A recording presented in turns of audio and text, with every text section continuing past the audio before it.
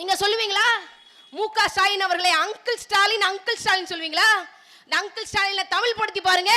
சொன்னா எவ்வளவு கேவலமா இருக்கு, எவ்வளவு கேவலமா இருக்கு. உங்களால சொல்ல முடியுமா? என்னால சொல்ல முடியுமா? ஏன் நடிகர் விஜய் சொல்றாரு? ஏன் சொல்றாரு? நீ என்ன நல்லா திட்டுற மாதிரி நடி, நல்லா திட்டு. என் குடும்பத்தை அவன் ரொம்ப கேவலமா பேசுவான், அவன் குடும்பத்தை நான் ரொம்ப கேவலமா பேசுவேன். எங்களுக்குள்ள அப்படி ஒரு ஃப்ரெண்ட்ஷிப். அந்த மாதிரி தான் திமுக விஜயினுடைய ஃப்ரெண்ட்ஷிப் இருக்கு. ஃப்ரெண்ட்ஷிப் இருக்கு. ஊழலை ஒழிக்கணும்னு பேசுறாரப்பா இவரு. எப்படி ஊழலை ஒழிக்கணும்னு பேசுறாருப்பா? ஒரு சினிமா டிக்கெட்டினுடைய விலை வெறும் 150 ரூபாய். 150 ரூபாய் டிக்கெட்டை 2000 ரூபாய்க்கு 3000 ரூபாய்க்கு வித்து பணம் சம்பாதித்த விஜய் இன்னைக்கு வந்து சொல்றாரு ஊழலை ஒழிப்பேன்னு. இதை விட ஒரு நூற்றாண்டின் நகைச்சுவை வேற ஏதாவது இருக்க முடியுமா? தாய் தமிழ் சொந்தங்களை சிந்திச்சு பாருங்க.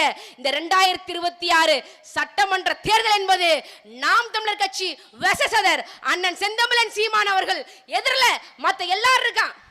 உண்மையான நாம் தமிழர் கட்சியா இல்லை பொய் வேஷம் போடக்கூடிய திராவிடமா? இதுதான் இந்த 2026 சட்டமன்ற தேர்தலுக்கான களம்.